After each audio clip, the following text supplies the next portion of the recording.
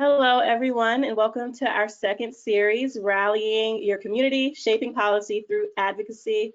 We want to thank you all for joining us all today, and we'll give everyone about another 30 seconds to a minute to join and get situated on the platform. But again, thank you so much for coming to the second series of this roundtable, and we'll be with you very shortly.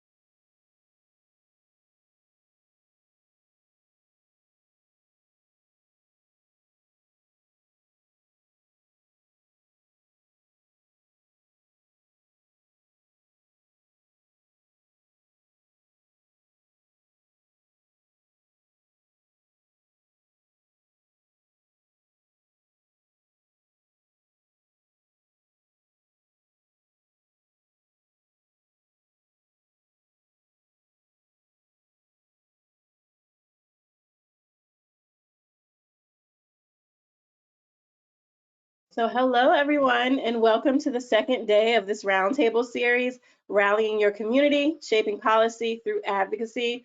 We want to thank you all for coming. If this is your first time, if this isn't, welcome back. And we're going to get started with today's webinar. So just a few housekeeping tips. This will be recorded and provided within a week from today to you all via email. And you are muted just to ensure recording quality, but please, please, please use the question box to leave questions and comments so that the panelists can respond to you throughout today's webinar. And we want you to get super, super cozy and get ready to really take this all in. And if you have any issues with the tech or the platform, please email gotomeeting@prosperitynow.org. And then also, we want you to get the most out of today's call. If you were on last week, then you know that we have a lot of great resources and a lot of heavy hitters here to speak to you today. So please join from a quiet place, get comfortable, maybe grab some coffee or a snack to settle in, and also engage with us. Again, use the questions box to send your questions and comments, and also feel free to use the chat to introduce yourself, network, and interact with one another. And we also want you to reflect on ways to apply what you learned today to your own work. So once again, thank you for joining, and I'm going to pass things over to Joelle Hughley.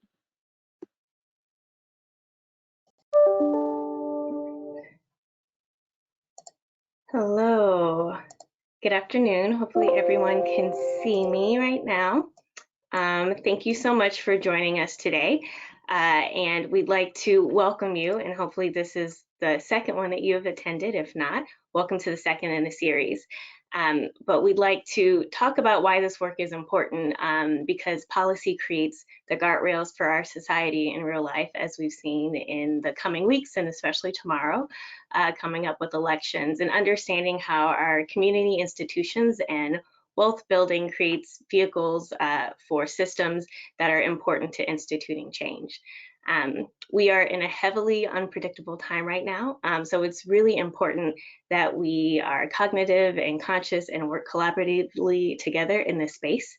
And for those of you who are not familiar with Prosperity Now, we center institutions in our community that lift up and amplify creating equitable change for households of color. And this particular initiative is to support Black CDFIs and families to help close the racial wealth divide. So really, Prosperity Now, we envision an economy that is just, fair, and free from structural racism, one where every person, family, and community has the power to build sustainable wealth and prosperity. This cohort of Building High Impact CDFIs of Color is an initiative that led to this roundtable event. And like I said, this is the second in the series. So thank you so much for joining us today. We'll review how collective agencies and advocacy can really initiate policy and system change, and how we can make incremental and long-term change with continually moving forward. And of course, I'd like to thank our incredible sponsors for which this work wouldn't be possible. So thank you to Kaiser and AAA and our cohort members of Building High Impact CDFIs of Color that we can use and start to have these pivotal conversations. So with that, I will pass this off to my colleague, Avital, to say a few words.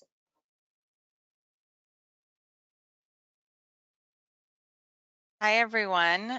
Thanks so much for joining.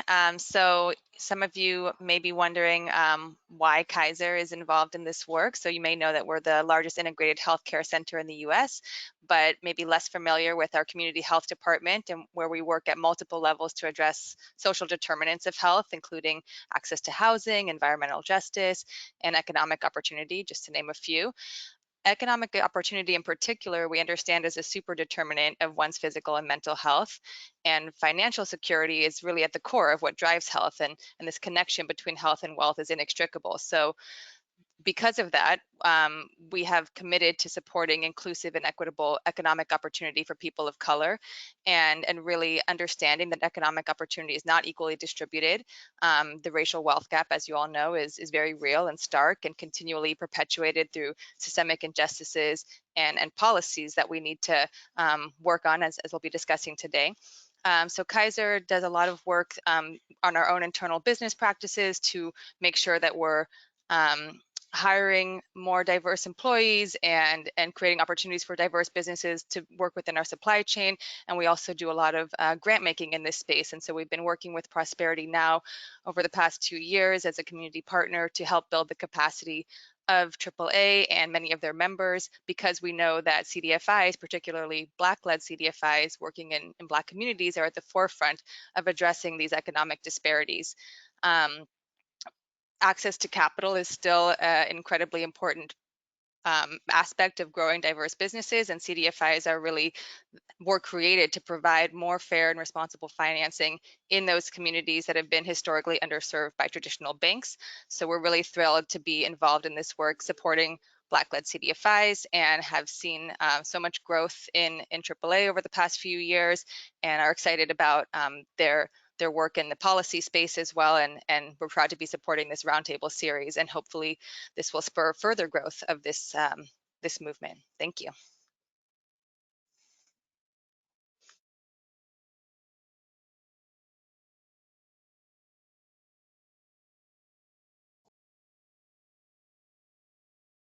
And we can pass it off to Ebony, our Director of Racial Economic Justice. Thank you, Joelle.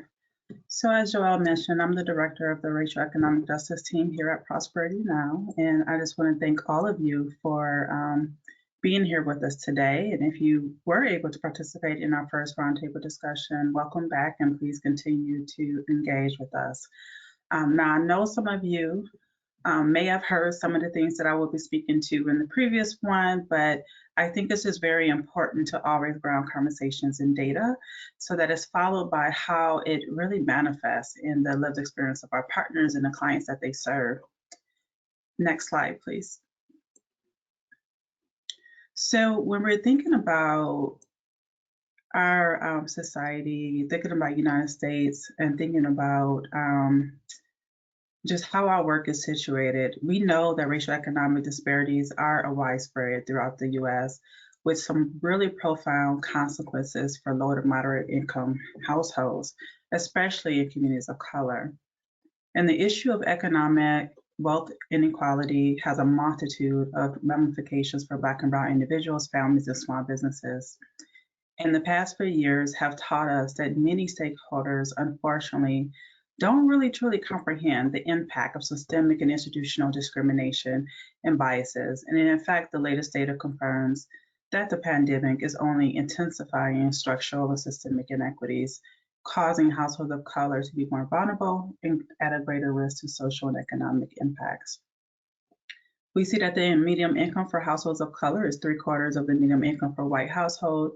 And additionally, households of color experience high rates of liquid asset poverty at 53% for Black households, 56% for Latino, compared to 29% for white households. We also know that homeownership has been a wealth-building avenue for many middle-class families in the U.S. for a long time.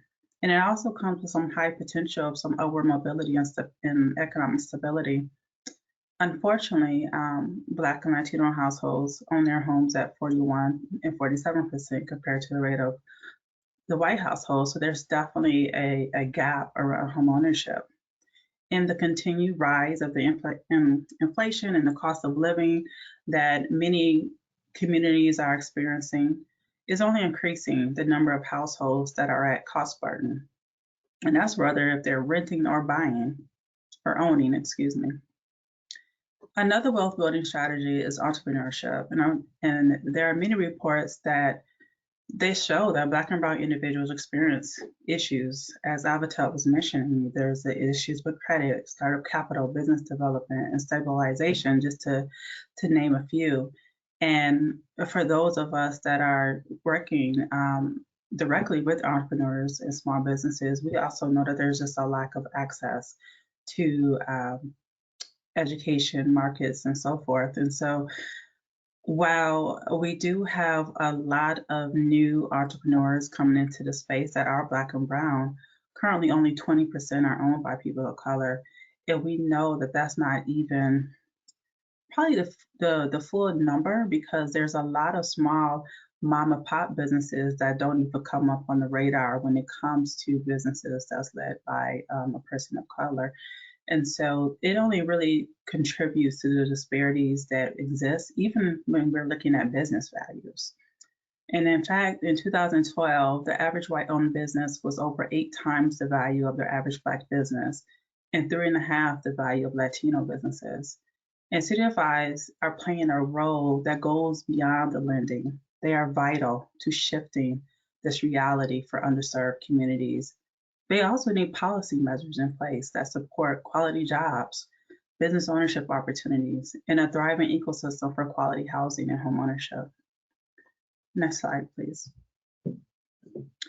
So as Joel mentioned, the Building High Impact CDFIs of Color is working with 10 of AAA, the Alliance members, who are also associated across 10 different cities. And so they are definitely they vary in size, and they're also responding to a lot of different but similar issues and disparities within their communities.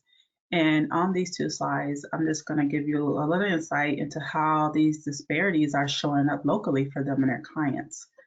So what you will see is, medium income homeownership, business ownership, and business value. They are just some of the key data points that CDFIs are working to improve, no matter their size or the location of their cities. And so I'm located in the DMV, and my neighboring city, Baltimore, is interesting in that they are majority Black, yet only 5.3% of businesses are owned by Black people. And Blacks have the highest unemployment rate, poverty rates, the lowest median income. And despite these disparities, our partners at Baltimore Community Lending, just to name one, has helped in job creation and retention, affordable housing, and other community-driven revitalization efforts. So data does not stop at what you're able to pull from the Census Bureau. It doesn't tell a complete story, and it's important for cities to understand what data they need to be collected and reported across race and ethnicity that tells a complete narrative. It's also important for institutions to think about the data that they can contribute to be able to not only lift up some of the disparities that's happening in communities of color, but also see where there's some assets and some things that can be leveraged. Next slide, please. And even in big cities like Los Angeles, California, where Hispanics are the majority, white households are faring better than households of color across a number of economic factors. This is why it's important to understand what the local determinants are that you're working in. The COVID-19 pandemic will have lasting effects on the social economic inequality of communities of color. And depending on the need, deepening the need, for just viable policies and solutions that create economic mobility and wealth building strategies. Black and brown-led CDFIs have consistently operated at the front lines of economic upheaval. And unlike traditional banking institutions, they are directly supporting low to moderate income individuals and families. They are helping businesses through financial crisis. They are investing and they are partnering with each other as well as other community practitioners to be able to really provide some holistic support to their clients and to advance financial security for communities of color. As we move into our panel discussion, let's keep in mind the role that data, policy, and advocacy play in community-led efforts that work in support of creating an ecosystem that levels out the playing field and gives CDFIs the flexibility they need to scale. And I would also like to think about not only CDFIs, but the clients that they're working on behalf of.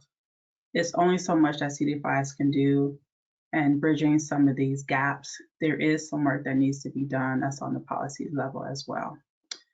I would like to welcome back Joelle to transition us into this next section, but thank you again for joining us, and just want to provide you guys a little bit of some data around just what is the economic status of communities of color and the role that CDFIs are playing and will continue to play in this conversation. Thank you. Great. Thank you, Ebony. And moving on to our panel discussion, I'd like to welcome Thelma, who will be our moderator for this, Thelma Adams, who is also a participant from our cohort of Building High Impact CDFIs of Color. So thank you so much, and feel free to introduce yourself, and you can take it from here with our panel. Thank you, Joelle. I am Thelma Johnson, and I'm President and CEO of Albany Community Together, a CDFI in Southwest Georgia. In Georgia, in 2 days, we will elect, well, tomorrow, we will elect our first African-American female governor and send our first African-American senator back to the Senate. And we are hard at work, working and advocating for that to happen. And that is why it's so important for us today to understand as a CDFI how we can be impactful in our communities through policy and advocacy. And we will hear from our panel of engaged experts on policy and advocacy. As a Black-led CDFI, we understand the importance of having a seat at the table when policies are created and implemented. We have seen the effects that exclusion can cause with the GI Bill that created America's middle class. The implementation of the GI Bill by the private sector continued the systemic racial and gender practices of discrimination, creating the racial wealth gap trajectory. According to the Federal Reserve, Black families have 24 cents per $1 compared to white families, with white families having $184,000 worth of wealth in 2019 compared to $38,000 for Black families. And the analysis shows the median wealth gap between white and Black families has hardly changed over the last 20 years. And that is alarming and concerning. As leaders of CDFIs, we can advocate for resources for us and the market we serve. CDFIs working to create a thriving, inclusive, and sustainable economy is our business. We provide access to capital, coaching, and connections when private lenders can't or won't. Because CDFIs are often on the front line in distressed communities of color, it is imperative we understand the need to be more engaged in advocacy and policy work, to influence policies that are crucial to those of us working in the community development finance industry. We stood ready to have our voices heard in the modernization of CRA, updates to the CDFI certification process, and the implementation of the state small business credit initiative programs, the TA and the financial assistance. But this is not enough, and it's not the end. Advocacy and policy work can help us to amplify our voices, to uplift those social determinants of healthcare that prevents growth and sustainability. Food insecurities, low wages, financial insecurities, lack of access to equity and affordable healthcare and housing. Today, we're going to have an engaging conversation with our panelists. And with that, we welcome our panelists. We welcome you today to chat with us about the racial wealth divide through coalition building and differentiating between long-term and short-term strategies. Our panelists are Ryan Gramillion, Policy Research Director with the African American Alliance of CDFI CEOs, Mark Pinsky, Founding Partner of CDFI Friendly America, Doug Ryan, Vice President of Policy and Applied Research, and Alejandra Montoya Boyer, Director of Policy with Prosperity Now. Thank you, and welcome to our panel.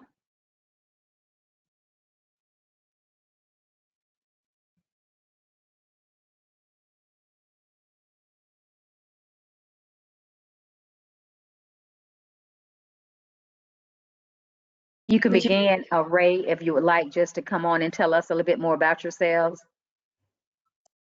And we'll start with Ryan. I'm sorry, Ryan. Yeah, good afternoon, everyone. My name is Ryan Gramillion. As Thelma said, I'm the Policy and Research Director at the Alliance of African American CDOs. I've been with the organization for about going on a year now, and it's been an eye-opening experience from me, coming from a small rural state in Louisiana. A lot of the inequities that I work on every day and eradicating, I saw firsthand in my home state growing up. So it's a wonderful opportunity for me to be a part of that change and to represent CDFIs that are on the front lines of addressing the racial wealth gap around the country that shockingly has, depending on which stats you adhere to, has actually widened since the Civil Rights Act of the 60s. So we're moving in the wrong direction. I think we can be agents of change in this space. Glad to be a part of this conversation. Looking forward to it. Thank you. Thank you, Mark Pinsky. Thank you. It's great to be here with you. I am the founding partner of something called CDFI Friendly America. We're a new effort to try to bring CDFI finance, try to connect CDFI financing to a whole bunch of underfinanced, underestimated, and undervalued people and communities around the country. From 1995 through 2016, I was the CEO of Opportunity Finance Network and worked a lot on helping CDFIs do more, and they've done amazing things. Yet today, we still have about 6 out of every 7 communities in this country have no real access to CDFI financing, and many of those are communities of color. And so we started a strategy a few years ago to try to help communities take control of their own development needs and be able to reach out to CDFIs and attract CDFI financing by creating community-centered and community-controlled organizations in their own communities. We are working so far. We've worked in Bloomington, Indiana, and South Bend, Indiana. We're working in Fort Worth, Texas right now, in Tulsa, Oklahoma, Las Vegas, Nevada, and Jacksonville, Florida.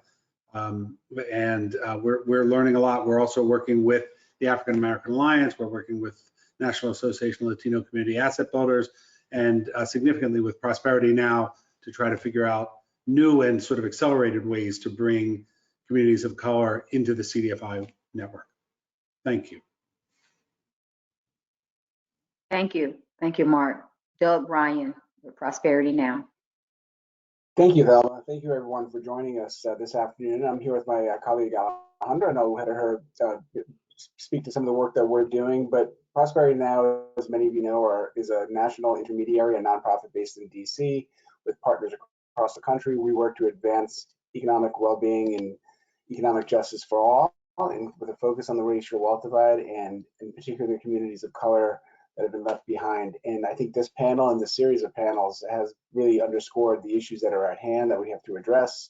Ryan mentioned how we have actually lost progress in recent decades, and I think CDFIs are well positioned to in part address it, but also kind of to be innovative and innovatively address these issues. And I'm looking forward to this conversation.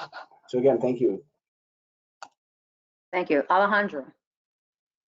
Hi, everyone. I'm Alejandra Montoya Boyer. I'm the Director of Policy at Prosperity Now. Doug already kind of highlighted kind of who we are, and so did Ebony and others. But we are working on the policy side to figure out how we can create a more inclusive and equitable environment and ecosystem for CDFIs, for small business owners of color, for consumers that are seeking services at small businesses, housing, and really just to have the financial resources and everything that families and households need to thrive and live with dignity, and particularly understanding that in this country and others, that a lot of how we define that and how we get there is through a racial equity lens, and really understanding that we, as Ryan said, but particularly in this moment coming out of the pandemic and out of like multiple crises at once, that race really does underpin so much of our economic system. And so how do we solve for that? And how do we ensure that we're creating systems that can solve, that can get us on a path toward prosperity. And so really excited to have the conversation with you all today. And Thelma, I'll turn it back to you for that. Thank you. Thank you. And we'll begin our fireside chat with our first question. As we talk about equity and closing that racial wealth gap, Ebony provided us with some statistics, and she said some small and pop businesses are so small that they're not even included in the statistics. In my hometown, Albany, Georgia, we didn't see that statistic because we do have a large number of small mom and pop businesses. And then with that said, what does equity look like for small businesses in housing and lending? And how could policy elicit more immediate change versus systemic to reduce the racial wealth divide? And we will start with Ryan. Yeah, I think at a very basic level, equity in this space means just giving everyone an opportunity to have their voice heard. What we've found with our group, which is about 70 CDFIs around the country that are African American led, is that there's not a lot of opportunity for individuals, particularly in rural communities, to have any access to traditional financing. And to Mark's point, they don't have access to CDFIs either. So giving that, or creating an ecosystem where all of those small businesses have an equal opportunity to be heard. And we do that through our advocacy work. We try to make the federal programs more inclusive of our members so they can have that expanded reach into those communities, whether it's the SBA Community Advantage Program, SSBCI, which we touched on, and currently the Inflation Reduction Act's Greenhouse Gas Reduction Fund. We want to have our tentacles in all of those programs in a very, very intentional way, so that our members are put in the best possible position to expand their reach and create change, real, measurable, quantifiable change in the communities that they serve, one, and two, communities that they don't currently serve, but we believe it can get their reach into if given the support. We learned through PPP that if you give our members an opportunity to show what they can do, they're ready, willing, and able to step up to the plate. Just our members in the Alliance pushed out about $4.4 billion in PPP loans, a lot of them with analog processes. So we're really proud of that.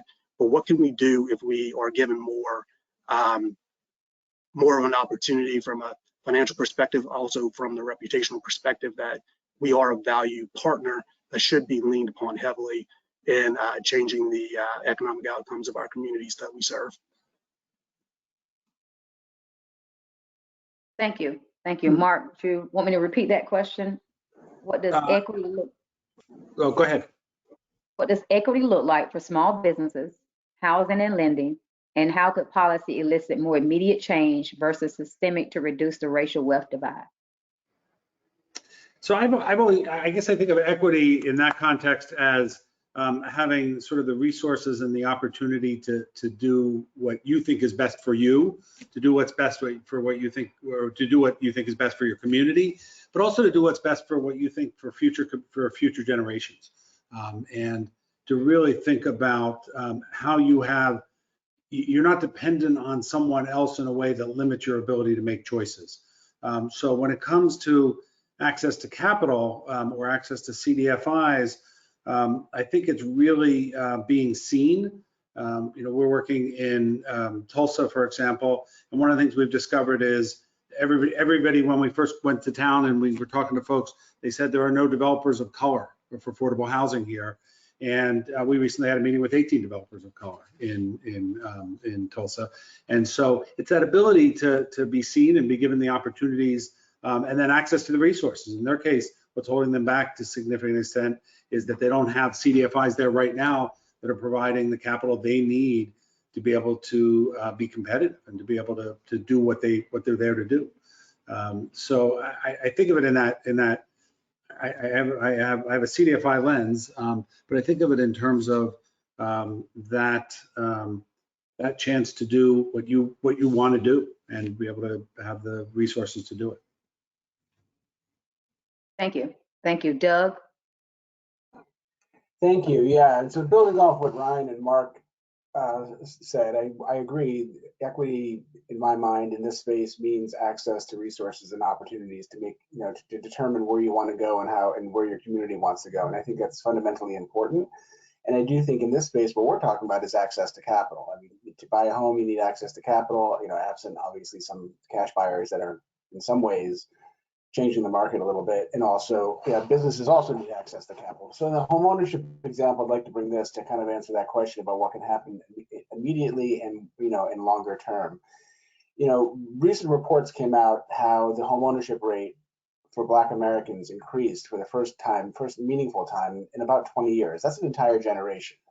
And that is remarkable. And that happened not in a vacuum. It happened for a couple of reasons. It happened because of the intervention into the economy during the worst part of COVID-19. So we had some of the relief packages that were able to put money in people's pockets. We stabilized people's rental housing, so more people were housing secure than they were earlier, so they could weather economic downturns. Obviously, we didn't lose as many jobs as we feared, and some people were able to pivot to remote work. Others were not, but we also tried to secure the economic well-being of those families. All those things combined, including historically low interest rates, which of course we no longer have, were able to help Black families in particular put together the resources for a down payment, closing costs, and the like, combined with good home ownership programs that CDFIs have been doing across the country, and and also of course with traditional lenders.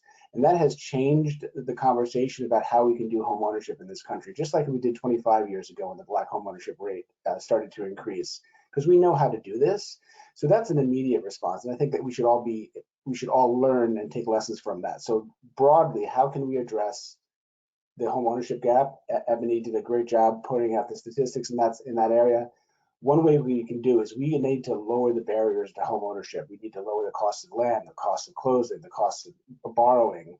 We need to get people to home ownership more quickly so they can build equity faster and weather the storms that are inevitable every couple of years in our economy. Those are the things that we can do in the short term, but those will have long-term implications for the economic well-being of the entire country. Thank you. Alejandra?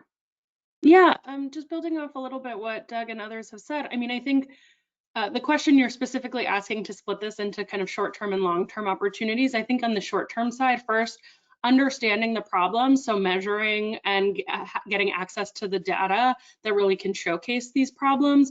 Some of the things, I mean, there's some easy policy wins, or what I would consider easier policy wins, like enacting Section 1071 of the Dodd-Frank Act, really ensuring that we have the data to paint the proper pictures. And when we're talking about that, what does small business ownership, home ownership, lending, like what do they actually look like when we disaggregate by race and ethnicity? We use other supplemental forms to be able to kind of paint some of the pictures that Ebony was showing earlier, but really truly enforcing at the governmental level, getting that data and then being able to track changes over time, all of that. The same thing holds true for the Community Reinvestment Act. You mentioned some of the opportunities to strengthen and modernize the CRA. One thing we need to be able to do is actually analyze what's happening with banks by race. And right now, race is not a consideration in the CRA. And so being able to measure and respond to the data effectively on the short-term side, and then on the long-term side, once we have the data that really show what these problems are, how do we address them? So access to capital, how do we ensure that the government is able to provide those resources where possible through programs like the Community Advantage Loan Program, 7A programs, many programs that SBA and others run, which don't always effectively target people of color. We know that there are limitations in the way that SBA gets dollars out. We saw that through the first round of the PPP. Prosperity Now has done research to show the limitations of getting 7A dollars to Black, Indigenous, and Latina communities. So we need to be working with the administration, with SBA, with the agencies to make sure that they're actually targeting who needs this money most.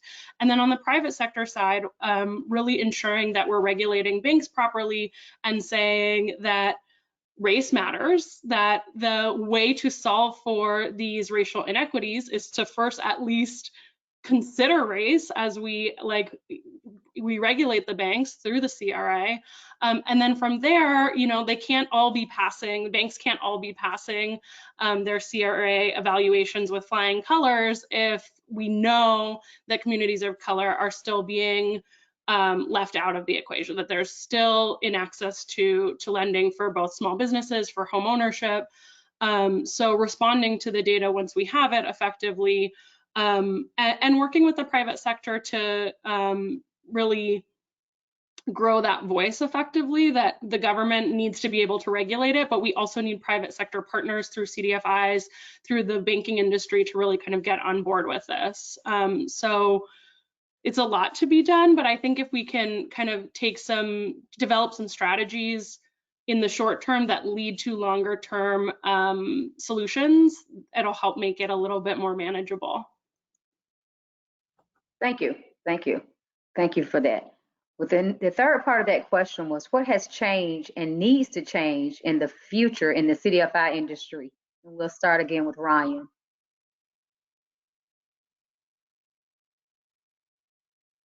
Sorry, I was muted. Yeah, I think in terms of what needs to change in the CDFI industry moving forward, I believe for a long time, the CDFI industry has been relatively defensive, reactive to the economic situation around the country, as opposed to being proactive and taking the fight to the powers that be. And I think we do need to be more vocal about what we bring to the table, backing it up with data, and again, being able to show measurable, quantifiable, positive outcomes that we've brought to our communities.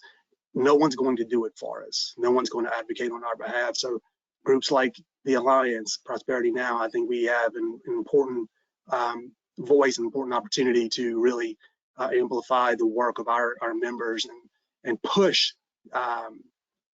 this narrative that there are literally hundreds of thousands of folks that have been locked out of the traditional banking system, and CDFIs are here to fill that void, and not just fill it for the sake of filling, but actually bringing value to these communities that they serve. So I do think we just need to be more aggressive moving forward, whether it's, again, CRA. I believe we authored a letter that had 75 signees to it. NCRC obviously spearheaded a large part of that work.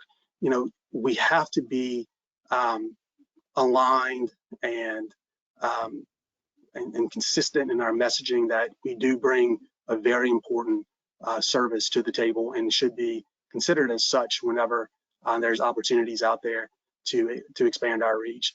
To that end, it sounds like a broken record, but we're going to continue to advocate for the CDFI fund appropriation being increased to $1 billion. We saw that during the pandemic, we can push money out quickly. We can reach underserved communities that other traditional banking institutions have ignored, and we need the capital to do that. So we're going to continue to advocate for that $1 billion appropriation to the CDFI fund. We think that we can add a lot of value to our communities with it. And I believe if pushed, we can rise to the occasion again, just as we did during COVID. But we need this capital because there's still too many folks out there that aren't being served that we can't reach. We just don't have the cash to reach them, and this will allow us to do that. So it's a long shot, but we're going to continue to bang that drum until we get to that billion. Thank you. Thank you. Thank you for that. Mark. I want to pick up on some of the things Ryan said and then add a little bit of historical context to that as well. Absolutely, I think the CDFI fund should be funded at $1 billion. When I was at OFN, we first started advocating for that in about 2009, when people thought it was ridiculous and crazy. But perhaps we weren't aggressive enough, and perhaps we weren't pushing hard enough. But most significantly, what we weren't doing enough, I think, in the CDFI industry, and I hold myself partly responsible given my role, was we weren't centered enough on the real purpose of why CDFIs exist. We weren't centered enough on Black and Brown communities. We weren't centered enough on racial equity in what we did.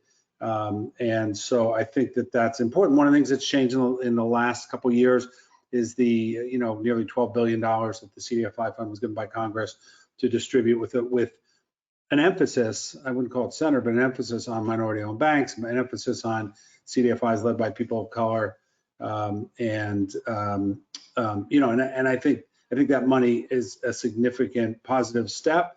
But I think that we need to do more. And so in that sense, I think one of the things that's really, really important is that that there is now, and the Alliance now exists, right? There's now an organization that's standing up and being an advocate for Black-led CDFIs. Now CAB is doing that for Latino-led CDFIs. Prosperity Now is playing a really critical role centered on CDFIs. Prosperity Now was always sort of involved with CDFIs, but has really stepped up to play a role in supporting that as this conversation, but also the program we're talking about, high impact CDFIs, is about.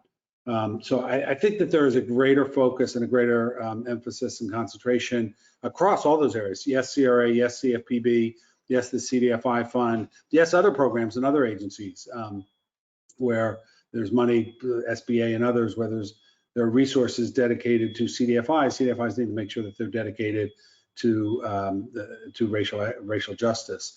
But one thing I wanted to bring back to come back to, because of what Ryan said, was it's really, when I go back, I was involved in leading the effort to create the CDFI fund back in the early 1990s. And one of the things that was really important that we learned then was we started out on a really defensive foot. When President Clinton was elected, our biggest concern was they were going to create something that was going to consume this what little CDFI industry there was at the time. And so we sort of took a first do no harm approach, which had its role. But when we realized that, in fact, people were really interested in the actual day-to-day experience of CDFIs on the ground in communities, we shifted a little bit and got a little bit more aggressive about what we did. I do think the CDFI industry, somewhere 10 years into the CDFI fund's life, started to get really, they got really hooked on this CDFI fund money that was coming out and that they needed, and they became at least as concerned about making sure they got another round of funding as they did on making sure that the CDFI fund was remaining relevant to the people in the communities that they were serving, and that they were motivated a little bit more by perpetuating their own interests than in helping the communities they were in. So I think the industry has rebounded from that. I think that the industry is in position to really be aggressive, not only about advocating for $1 billion, the CDFI fund, advocating for changes in the Community Reinvestment Act, advocating for changes at other agencies, but also to really make sure that they are centered more on racial justice and racial equity. Last point I'll make about that, just to wrap up, is that one of the things we realized at CDFI Friendly America when COVID happened and when George Floyd was murdered and the racial justice uprising that surrounded that, was that CDFIs were stepping up as the Alliance members were. CDFIs were stepping up across the industry to try and figure out how to get PPP loans, for example, to those folks who were being excluded. But again, what we were focused on was all the communities out there who didn't have access to CDFIs at all, and how do we extend the reach of CDFIs into those communities so that they could be included in the benefits of the good work that was going on. So I think that one of the things policy has to do is recognize that we need to have CDFIs working in more places. We don't necessarily need more CDFIs. We don't necessarily need a whole flood of money across the industry. We really need to target those communities that aren't being reached. Okay, thank you. Thank you. Doug. Yeah, thank you. A lot's been said, so I just want to add a couple things perhaps. I think one thing that needs to be done better by CDFIs across the country, many of them do a good job, but there's a capacity issue, right? And that's going to always be the case for organizations like CDFIs. So there has to be an effort, a movement to build out their message and the narrative, how effective they've been, what they've been doing, what they did during the pandemic, what they did before the pandemic, the innovations that they have unleashed on the marketplace, how their unique value proposition in the mortgage market or the small business market or the personal loan market or really just the retail banking market space. Those things have to be better advertised, better put out there, and those conversations have to be ongoing with policymakers. As both Mark and Ryan mentioned, too often CDFIs in the industry have been on the defensive, and there's a reason for that because they're not always front of center of policymakers' mind. It's the old cliche about the realtors and everybody else. They're in every congressional district. CDFIs touch almost every congressional district, and they need to let people know that. And so when there's an opportunity to promote a project that they've been funding or a new product that they're unleashing or a partnership that they are unveiling, that conversation has to be had at the highest levels of Congress across their communities and with their community members. I think that's something that has to change, and I think has to change considering the political environment we're probably about to go into. Thank you. Alejandra? Yeah, I just want to add, I think that not to state the obvious or even the elephant in the room maybe, not all CDFIs are created equal. We need to be open and honest about the conversations we're having here about racial equity and who we're trying to serve. Let's get dollars, like the $1 billion fund, we obviously support, but we want to get dollars to Black-led, Latina-led CDFIs, mission-driven CDFIs that are really going to change the landscape for communities of color. And so acknowledging that more money is a part of the problem, but we also need to make sure that we're getting money to the right CDFIs. And it is very challenging right now to target dollars by race. In fact, near impossible. We've seen the judicial pushback against that. So finding proper proxies and better ways to ensure that folks are getting that the groups that we want to be getting those dollars are getting them. And I think working with groups like AAA and NowCab and the folks that represent those groups is how we do that, and really ensuring that their voice is the one that policymakers are really hearing most vocally and kind of loud and clear to understand if we're talking about solving racial and wealth inequities, we need to be getting dollars to people of color, to low-income families, and the way to do that is through CDFIs led by those groups. Thank you. Thank you all for that lively discussion on equity and understanding that equity is opportunity. It's what I heard, resources to do what's best for you and the market that you're serving, and understanding the problem, and then you can address how to increase and provide equity and opportunity and access for those people in the CDFI industry. And that we have to be more purposeful and intentional in amplifying our work and not to be on the defense, because we are a part of the winning team. And we thank you for that. Moving to our second question, says, what does sharing decision-making power with historically marginalized communities while building community development look like? And how might CDFIs and community voice be involved? And where might they create a role? And we'll start this time with Alejandra. Sorry, I was ready to be on mute for a little while. yeah, I mean, this is like the crux of the conversation that what I was just trying to say. We're really trying to empower and ensure that the people that are most impacted by these decisions are the ones at the forefront of making the decisions. So CDFIs and particularly Black-led, Latina-led CDFIs are the ones that are best poised to be able to bring community in with them.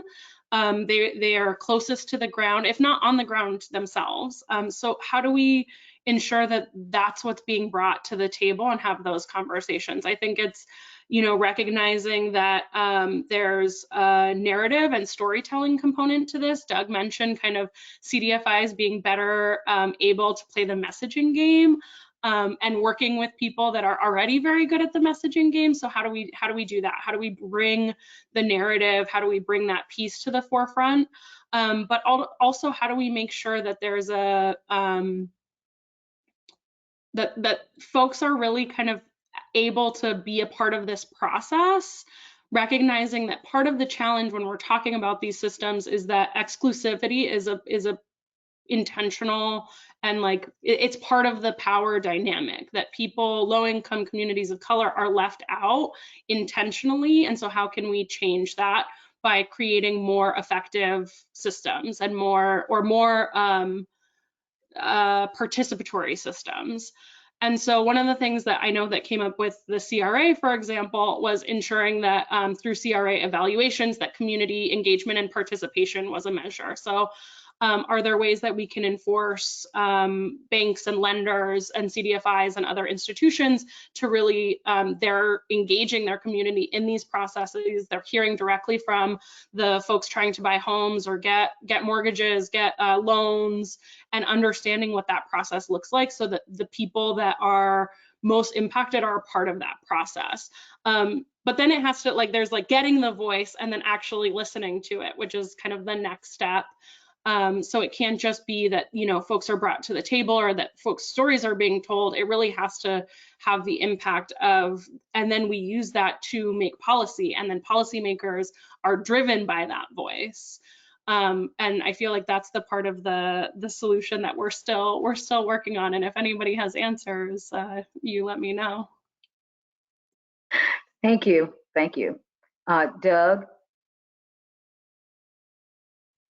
Yeah, I think those are exactly what I would say. So Alejandra is spot on. Not surprisingly, we agree on that. And I think getting the voices of the community in those decision-making parts are really, really, really important. And that also includes ensuring that the leadership of these CDFIs are reflective of the communities that they're serving and the communities where they're operating in. So I think that's really important too. And you want a diversity of voices and experiences and things like that to inform the operation of the CDFI.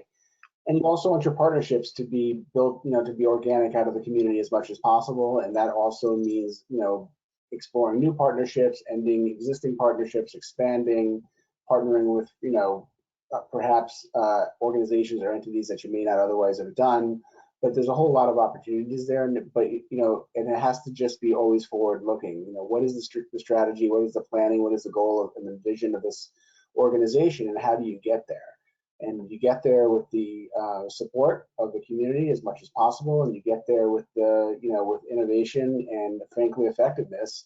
And when you have results that benefit the community, you're going to be able to build off of those. Thank you. Thank you, Mark. I want to talk a little bit, if I can, about the work we've been doing in Fort Worth, Texas. And there are a few lessons from that I think are relevant to these questions. The first is that funding is really important. So the work we're doing in Fort Worth was funded using ARPA funding, but it was done with an explicit agreement with the city council, which had approved the allocation of the resources of the money. That the goal here was to create an independent entity in CDFI friendly Fort Worth, something that was outside the control of, didn't include appointees by the mayor or by the city council, and that it was able to really be a community, again, a community-centered and community-controlled entity. And then, so we got the agreement on the money, which is held true, and there are no government folks on the board of the new entity that we created.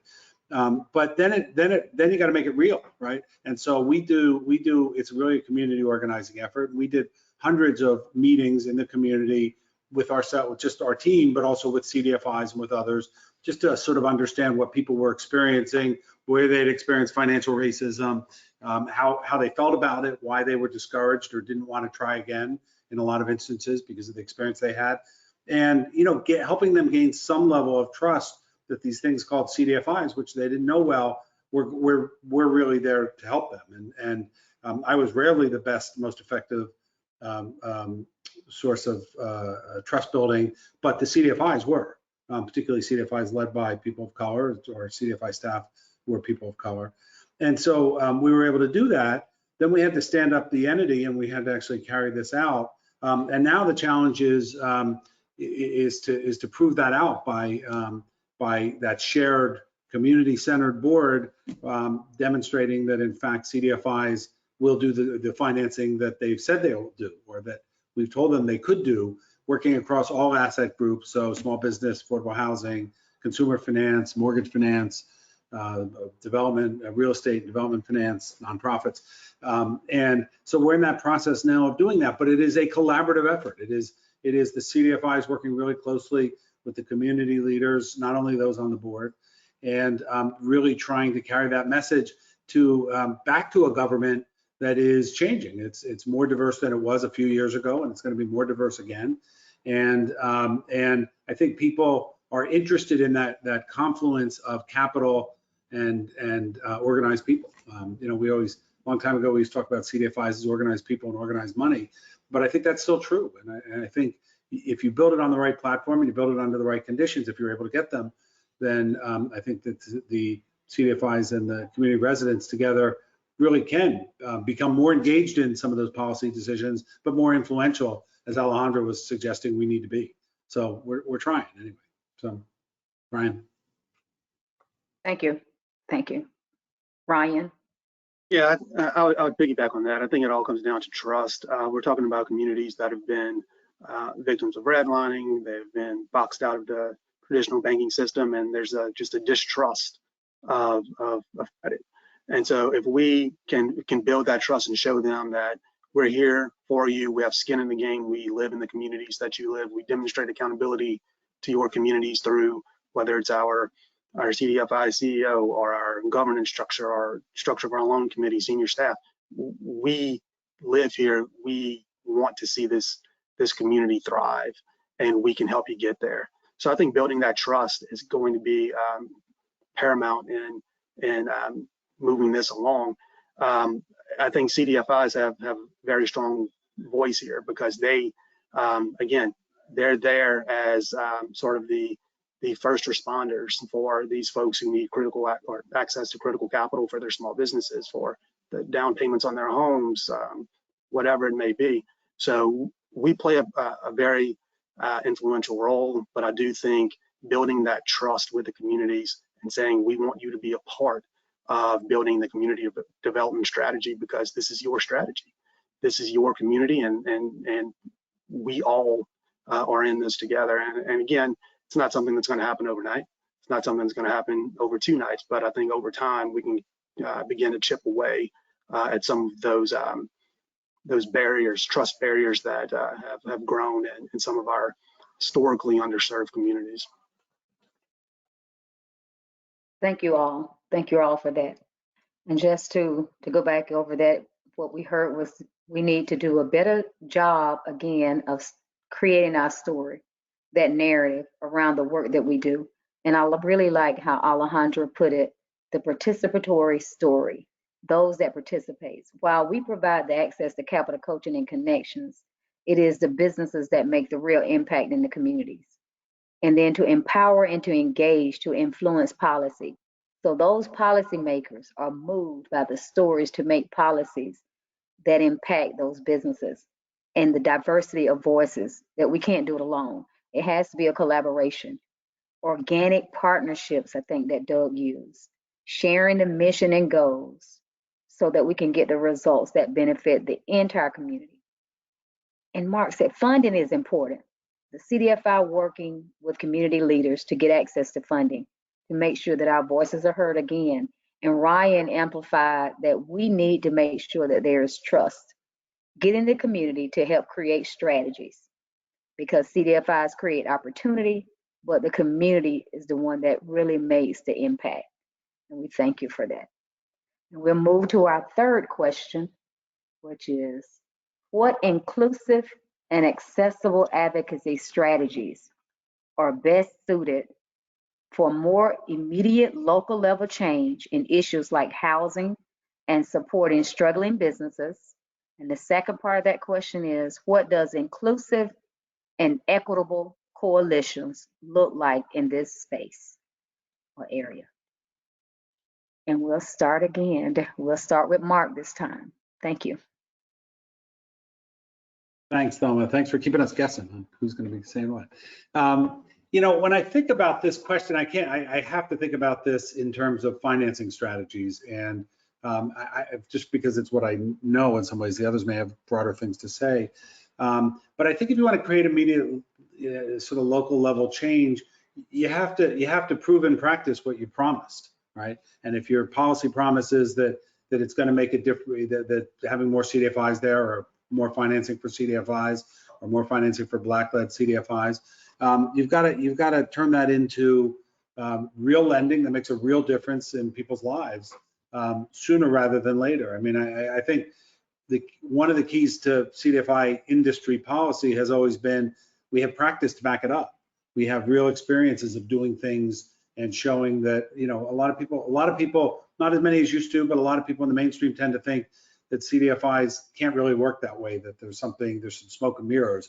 And I think it's really important to demystify that a little bit and just sort of demonstrate, no, this is what we're doing. We're going into communities in, again, in my case, in Tulsa or Fort Worth or Las Vegas, but lots of other places in this country. And yes, we're making these loans that other people think, the mainstream might think shouldn't be made or couldn't be made. Yes, we're doing it. Yes, the entrepreneurs are succeeding. Yes, the homeowners are succeeding. You know, yes, the loans are performing.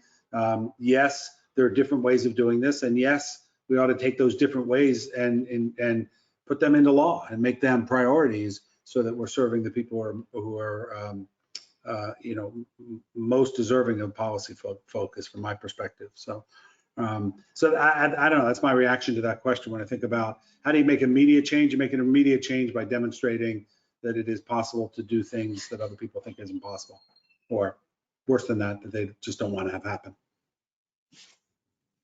Thank you, Doug. Yeah, so just a couple things to kind of build off of what Mark just put out there.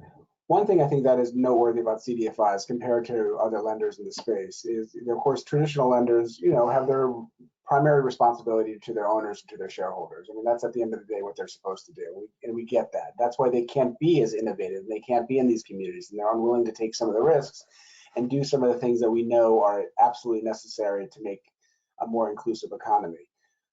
But CDFIs have to be responsive to the communities, and so they have to make sure that that works, and that the work that they're doing, the innovations that they're exploring and that they're putting out there into the marketplace are serving the needs of the community. And when you're starting to do that, when you're doing that effectively, you're building out loan products or depository products or what have you to reflect the needs of that community, but also the market failures of the other players in the space. And that is really fundamentally important. And that's how you build an advocacy strategy, because you build it with the people that you're helping and you're benefiting and you're learning from. And that's exactly what CDFIs have effectively been doing. But to an earlier point, not as probably as boldly and as broadly as they could if they had, you know, better PR teams and better communications teams. And I get that. That's just not where we are, where the industry is. But I think as a coalitions of like AAA and the CDFI Friendly America, they are doing that work, and we're happy to partner with them, and we're thrilled to see where this goes moving forward, because I do think 2023 is going to be a really important year to have this conversation with the really the, you know, upending of the housing market because of primarily because of mortgage rates, but some other factors as well. Perhaps the political environment. There's going to be an opportunity for CDFIs to look forward a little, what they can do when the housing market kind of comes back a little bit to normal. You know, they have a chance to innovate right now, build a strategy. So what's it going to look like when mortgage rates are back down to 4 or 5%? which is the historical norm, not the 2.5 that we had a couple of years ago either. That's not normal either necessarily. So I do think there's an opportunity here, and we have an opportunity to build an advocacy strategy kind of in this holding period, because it's going to be hard to do a lot of innovation with 7% rates for now, but there's an opportunity to build that out. Thank you. Thank you. Alejandra. Yeah, I mean, I think, one, I can't help but think we're having this conversation the day before a major election. So maybe my answer will be different today than it would be Wednesday. But I think recognizing a couple different things at the local level. I mean, every community is slightly different, and what Doug said about ensuring that the needs of the people that are being served by CDFIs, like that's where you are going to figure out what are the solutions. What do people need? And we already have some of those lessons coming out of the pandemic. I mean, people need financial resources, people need banking services, people need roofs over their head. And so what are the solutions that each individual community can ensure to get to that place, and really create an equitable economy at the local level? And what are the policies that are going to get us there through zoning reforms, through banking regulations, consumer protections, like all of the vast number of things that we need that are all interconnected. And so it's hard to be like one is more important or one is more, we need all of these things. But then at the federal level, I mean, there really is the need for voices from the CDFI coalition space to really push the federal government, or the Hill in particular, that these are regulations and policies that need to happen across all communities, that like each local context is different, and different policies at the local level shape out differently. But if we're talking about being truly inclusive and equitable, there has to be some federal guidance here, or communities in some states are going to fare better than communities in others, and there's going to be a political piece to that. There's going to be a partisanness,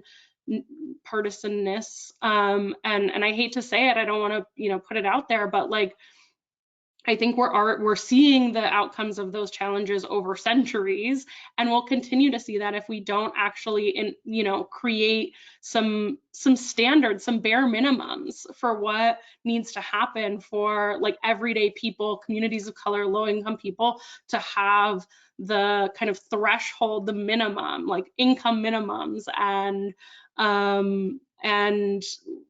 access to resources to keep their homes if they own them, or to be able to maintain their rent, like all of these different things, none of which I would say are easy or accessible necessarily, but I think that they're strategies we need to be talking about, and especially in coalitions, because we know that groups like this, our voices collectively are going to be much more powerful than any one individual organization or person. So I'll leave it at that. Oh, thank you. Thank you. Ryan. Yeah, building on what Alejandra said, those minimum thresholds are going to vary from community to community, and I think it's going to be incumbent upon us to figure out what are those big push levers in each community, and rally our strategies around those. And fortunately, CDFIs are uniquely positioned to know what those are. So I think that's going to be big for us as we move forward into 2023. The big item for us is going to be housing, access to housing. We won't always live at this, I don't know what the rate is now, 6.97%, but building off what we talked about a little earlier about being proactive as opposed to reactive, what can we do now to be ready when those rates do come down, to make sure that our folks have an opportunity to have that home ownership dream fulfilled? Also, what can we do now in a high interest rate, high inflation economy to support our communities as much as we can? And the only way you're going to know that is if you get out on the street and talk to those folks in your community. So I do think the easier you can make it, whether it's just a listening session, come down to the library and let's just have a chat about what's happening in our community and how best we can fix it. Things like that that are going to be easy for folks that are overworked, underpaid, may not have access to technology or transportation. Let's make it as easy for them as possible. And then also, again, moving into 2023, 2024, what are some levers that we can pull as CDFIs and coalitions that represent CDFIs to make CDFI services more accessible and useful for the communities that they serve. Again, being proactive and pushing government to bend to our needs as opposed to us reacting to what they give us. And fortunately, at least for, I guess, a little while longer, we'll have an opportunity to be taken somewhat seriously in those conversations. What the future holds politically, it's anyone's guess, but I think we're in a unique position right now to show our strength, and it looks like we're all coming together and unifying our voice instead of taking it as a fragmented approach, because there's always going to be more power with the more voices that you have pulling in the same direction. So that's encouraging for us as the Alliance, and we want to continue to be sort of that glue that brings everyone or binds everyone together in our messaging towards the folks that make the decisions around here. So no easy answers to this, but I do think at least for the Alliance and other CDFI groups, being proactive during this time of uncertainty and developing several strategies to deal with whatever's coming down the pike, so we're not drinking from a fire hose whenever it does actually happen. I think that's going to be most important. Again, speaking to the folks in your community and getting firsthand accounts of what's going on, I think is going to be crucial in that respect. Thank you all for answering that question. I'll just leave it with this: collective voices are more powerful than just one voice. And we're going to move on to our third and final question. What inclusive and accessible advocacy strategies are best suited for more immediate local level change in issues like housing and supporting struggling businesses?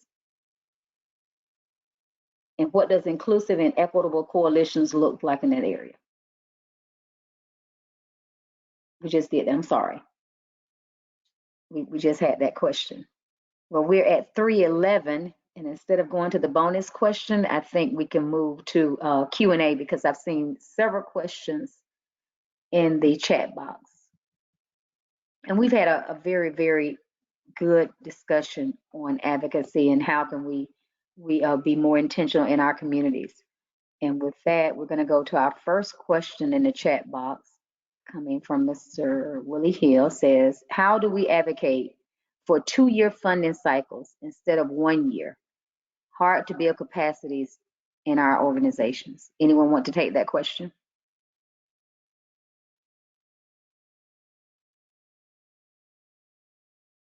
I'll take a first swing at it. Others can add to it, but I think that, you know, when you're dealing with, for example, the federal government, you're constrained by what Congress will do, right? And it's called even a 1-year cycle is probably generous, right? It's a messy, sometimes a 1-day cycle, but you know, it's really, really hard to do that. But I think that's where the role of intermediaries like the AAA, like the Alliance, really matter. Their ability to aggregate capital from multiple sources and then to be able to provide that with a longer timeline, because they're more attuned to the capacity challenges of, you know, of having the value of having money that you get to use over a couple of years rather than money that has to be spent 1 year, and allows you to have operational continuity. So I think that intermediaries play a really important role in that, and I think I'm right in saying that I think that investors and funders, although it took a little time, have been responsive to the potential for the Alliance or for NowCab or for OFN or for others to play a role in intermediating capital so that the CDFIs can focus on what they're really doing, which is building their own capacity, but also building capacity in their communities, making sure the financing gets out, supporting the borrowers, that sort of thing. So that's my first reaction. I don't know if others want to add to that or go a different direction. Anyone else want to take a stab at it? Okay, if not, we'll move to our next question. How do we elevate the lived experiences of BIPOC communities for audiences who prioritize statistics over personal narratives? I'll jump in. I don't think it's one or the other. It's definitely going to be both. There's a lot of research that shows, I know, like I think it's out of Harvard, or I don't know, some elite institution put out some research that really showed that the best way to convince people about issues of race is using statistics, and particularly talking about the racial wealth gap. They actually showed that you can kind of change people's minds on those issues by using statistics. So it's not one or the other, it's finding a way to and they are necessarily intertwined. Our lived experiences are told in some ways through the data, and then also through our own stories and our, you know, whatever our lived experience. And so we can talk about the fact that Black and Latina communities still have, what, 10 and 12 cents on the white dollar, the racial wealth gap. We can talk about that as statistics that kind of paint a broader picture, and then also show what does that actually mean for communities. It means that people don't have access to the money to be able to, you know, pay for food and homes and childcare and all of the necessary things that we need. It also means that there's, you know, less intergenerational wealth being transferred from one generation to the next, and we can tell those stories with the data and the statistics. They're kind of intertwined. And so I think the best way to highlight that is to be able to show, like, these are aggregated systems. These are things that are happening across the country in almost every community. We're seeing racial inequities across the board, and this is what that means for our families in our community. This means people are getting evicted from their homes, they're losing their jobs, they're, you know, not able to, you know, their kids are living in poverty. And so I think I saw the second question, which is kind of connected around examples of where the narrative is kind of working with statistics well. This is a little bit outside of this space, but I think in one place where there's been a lot of attention on the fact that the expanded child tax credit decreased child poverty, particularly for Black and Latina kids. It was almost 2 million Black and Latina kids were lifted out of poverty in just the 6 months that the child tax credit was expanded. And then we're hearing story after story. Almost every major news publication has an op-ed or uplifted videos or experiences of what that actually means for people's lived experience. It means that their kids, you know, don't have the resources that they need to be able to go to school. They're not paying their childcare. They can't pay for transportation to get them to and from their jobs. Like, all of these different things that can add to the, like, critical information around, okay, here are the numbers, here's what's happening, and then this is what it actually means for someone on the ground. This is what it means for, you know, someone experiencing poverty. And the same can be true, the same can be done in the small business or housing space. I think the question is back to Doug's point, is like, how do we effectively play that media game? How do we get those stories out there? Because it really does take both. It's both our lived experiences and the data that can do that well. Okay, thank you, Alejandra. You did kind of answer the question too as well. And it was said earlier, CDFIs have the data to back up the work. And it's almost like we can talk the talk, so we should be able to walk the walk because we've already done it, and just use the data to tell the story. With our third question, anyone else want to try that question before we move on? Thelma, can I pick up on a point that Alejandra made very early in our conversation? Yes, please. About that, which is one of the things we have to do is point out the problems and sometimes the racism in some of the statistics that are being used, right? And so Alejandra made the point that the Community Reinvestment Act, we don't have race data, so we can't analyze some of the lending data or the banking data. So you know, so there's that. But I also, one thing that always gets me is when mainstream financial institutions talk about the fact, well, they don't have any data that lending is good, right? I mean, they assess risk by looking backwards at the lending they used to do. And of all the lending they used to do, or very little of the lending they used to do was to people of color, they're not going to have the data set that they want to be able to say, yeah, this you can do this is a good risk, this isn't a bad risk. And so just the perpetuation of patterns of lending by use of data in that way is really problematic. And I do think that CDFIs have some data and have, you know, over now 30, 40 years, have some data that has some, you know, predictive ability, you would think. It's still a relatively small data set compared to the mainstream institutions.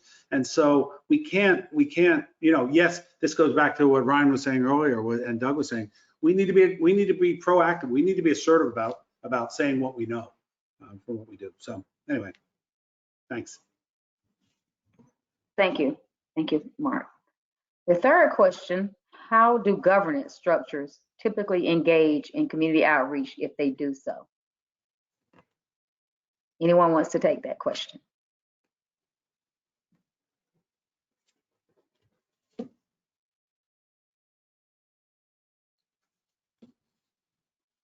And I think the question is referring to the governance structure of an organization when you can engage in advocacy.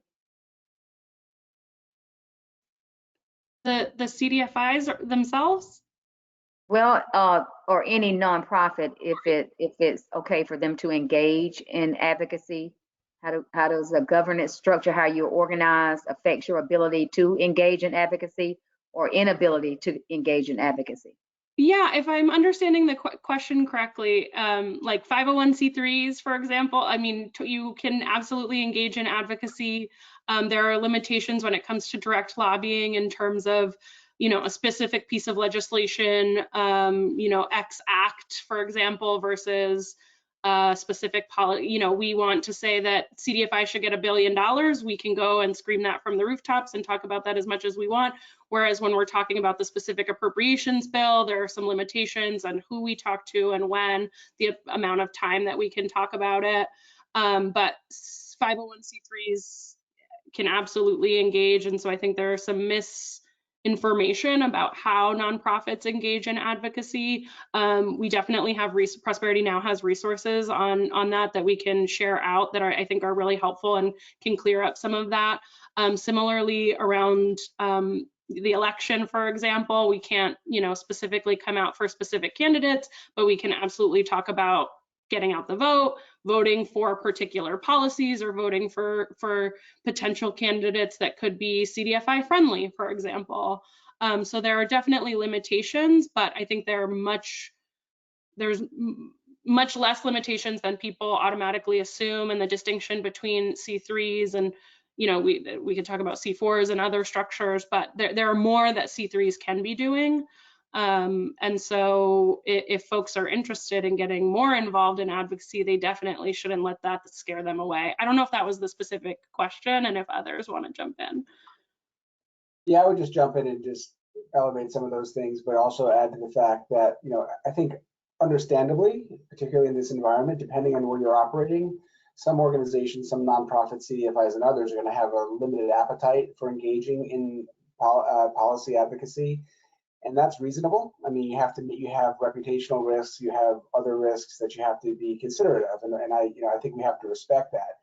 But I do think, as Alejandra mentioned, there is generally a lack of, kind of a misunderstanding, really, because I think it's really how the media often talk about it, that nonprofits can't advocate for certain things, and they can't say, send questionnaires to both candidates, for example, on their issue areas.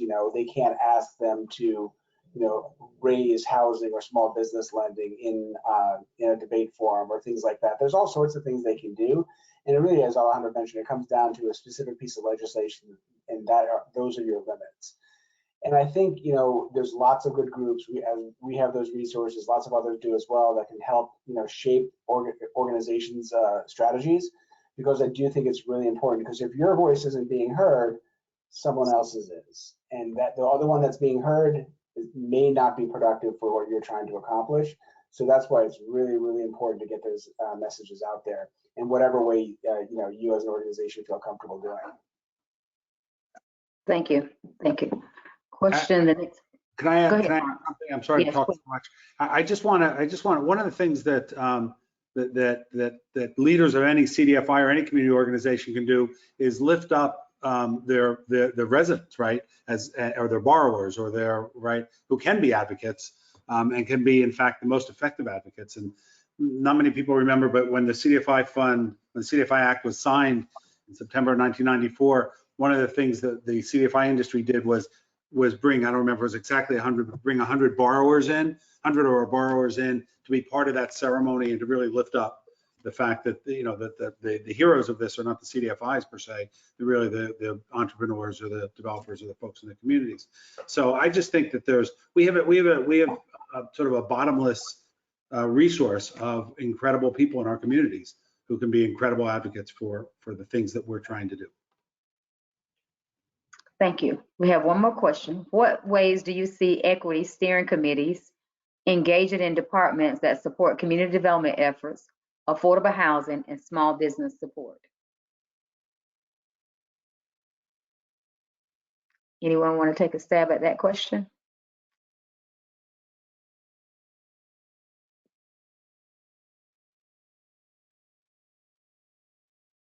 Sure, I can, well, or others? I was just going to ask Thelma if you could repeat that question. What ways do you see equity steering committees engaging in departments that support community development efforts, affordable housing, and small business support, and that steering committee coming from a CDFI or any nonprofit that's trying to create equity in a community?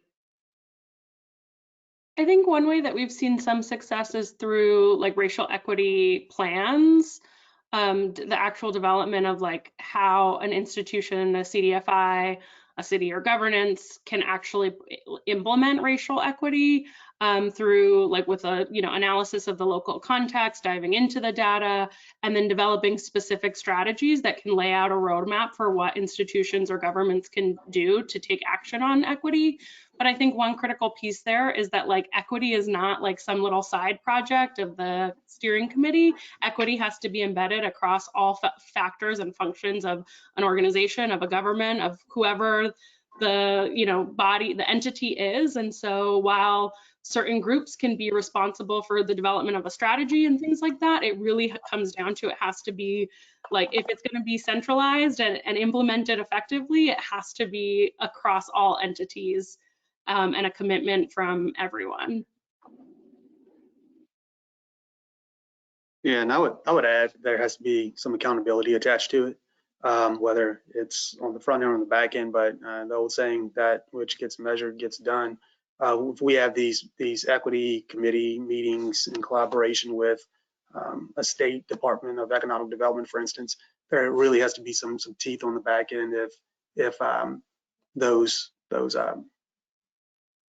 partners aren't meeting their end of the deal. So I would say, you know, putting together an action plan or a list of priorities that you plan to focus on with these potential partners, and then also in conjunction with them coming up with a way to keep score, whether it's through a scorecard or report card, some sort of other accountability measure. I think that's how you're going to get the best results, because again, if there's no stick on the back end, then there's an opportunity for the conversation to float away as soon as it's over. So we've learned that when we hold folks accountable, they're a lot more minimal to our concerns and the needs of our members and the communities they serve. Thank you. We would like to thank you all for the fireside chat with us today. We're going to transition to another part of our program where we have audience engagement, and someone else will come on, Clarence will come on to lead you through that and the audience. And again, thank you. And I am truly thankful for having this opportunity.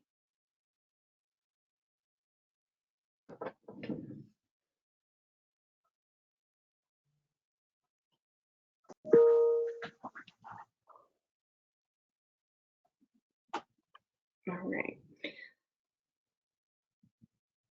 So we can go ahead and transition to housekeeping. And Olivia, if you want to chime in with some instructions for how you guys can figure out how to work your mic and raise your hand. Yeah, so we have this quick housekeeping slide for the audience to participate in this upcoming rapid ideation session. So the first option is to simply raise your hand and you will be unmuted. We will also let you know in the chat if you're up next. So you can do that and use your computer audio. And for those of you who are experiencing any issues or prefer to use your phone, to be unmuted, please just set your audio option to phone call and use the dial-in number. And then you'll be prompted to enter your audio PIN. So once you do that, you'll be able to speak. And so if the control panel is closed, click on the arrow icon to expand your view, and to be unmuted and join the conversation, simply click raise hand. So you can either use your computer audio if you're comfortable with that, or if you're experiencing any issues or on the phone, this is the way to join the conversation. Thank you.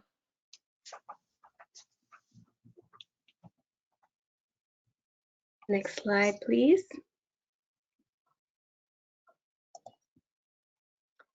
Okay, so we're opening this discussion up to hear from you all in the audience.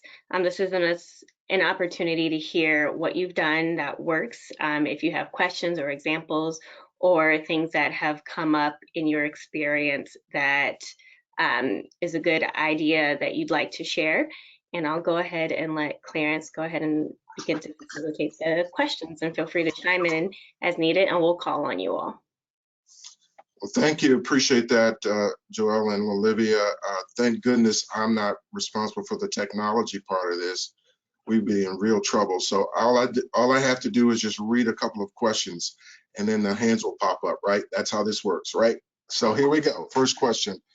How have you seen government agencies work with community serving organizations to address the challenges and barriers that Black-led CDFIs experience with housing? That's sort of the first part of the question. And then what agency advocacy strategies have you found to be effective and with these and general agencies, So I'll go back. How have you seen government agencies work with community serving organizations to address the challenges and barriers that Black-led CDFIs experience with housing? First part.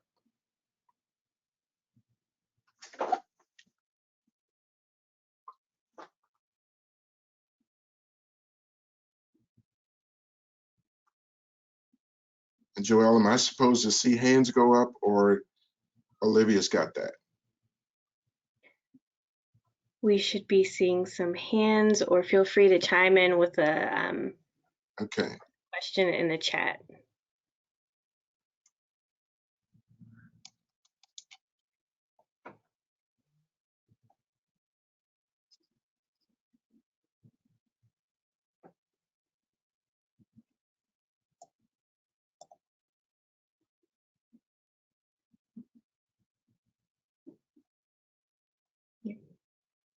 And feel free to think it over. No brave souls. Yeah.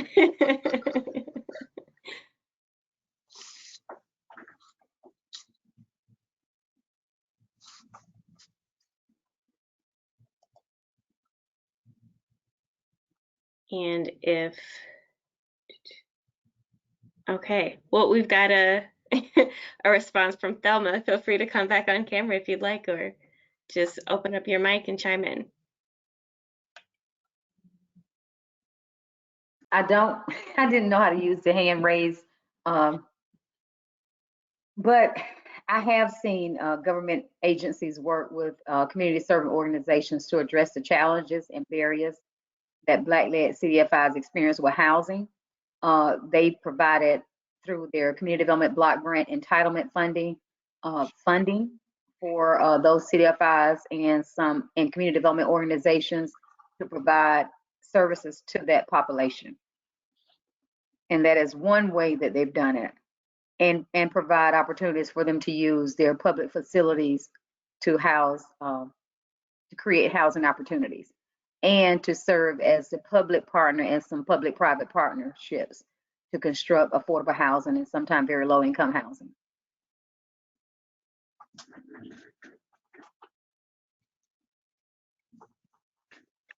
Thanks for that, Thelma. What about you, Clarence? Have you seen anything in particular? I've seen some things that we're working on. Hasn't come sort of the full scope of things yet, but I think part of it is just coordinating with government to help us with real capacity building at the community level, to help our partners be able to do the work that they do. I mean, we bring financing, but they do the work. They know, understand the planning and the zoning and other issues. And a lot of times it's difficult for them to get the, maintain the capacity that they need in order to get the work done. And so coordinating with local government, so there's focus and they're not out there sort of competing with everybody else trying to figure out a way to make things happen at the community level. And then we can talk about getting to scale and having real impact. So I'd say that my part of the answer would be that better coordination with government agencies working with Black-led CDFIs to help build capacity at the community level, sustain capacity. Because a lot of times they do these rounds of funding and it's in and out, and they get it this year, they don't get it next year, they get half of what they want. They never really get up to enough to be able to make things happen. And just to make this harder on you, what resources do you think would be helpful in pushing this work forward? Pushing resources for the community serving organizations or for CDFIs or both? For both or either. Well, I can tell you for this CDFI, more is more. I think that if we're talking about getting to a level of having the capacity to get to a level that allows us to have transformation at the community level, we need to have a broader base in order to be able to do that and work with more qualified partners.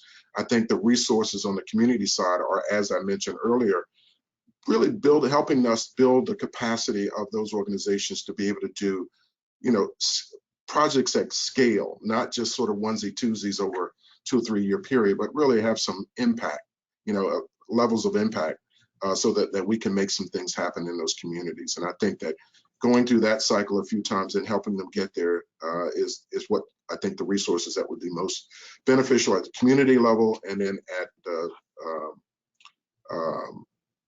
the CDFI level. For us, for instance, things like appraisal gap funding, to help close those gaps when there's development financing going into areas that appraisals are just not getting there. And there's been, systemic things that have created this void. So having appraisal gap money would be one way to do it. Dealing with some of the issues with zoning and planning, those kinds of things would be helpful.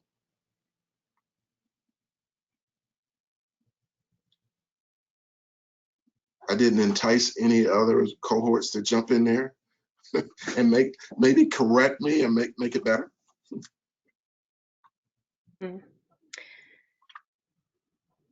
I think Ebony made a really great point. Thinking about some of our smaller CDFIs, it's also important to engage with coalitions and others who may have policy agendas that share similar goals.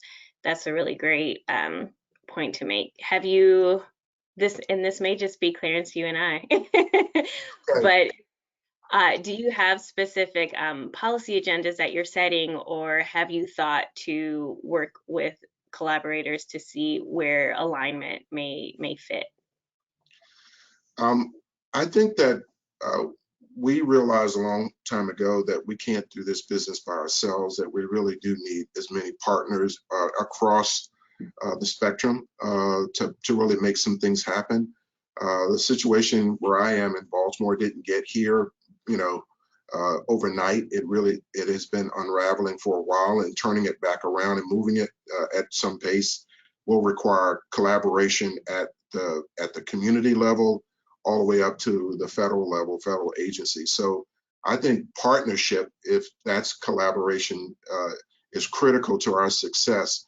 And partnering even with other CDFIs, some of whom that are not Black-led.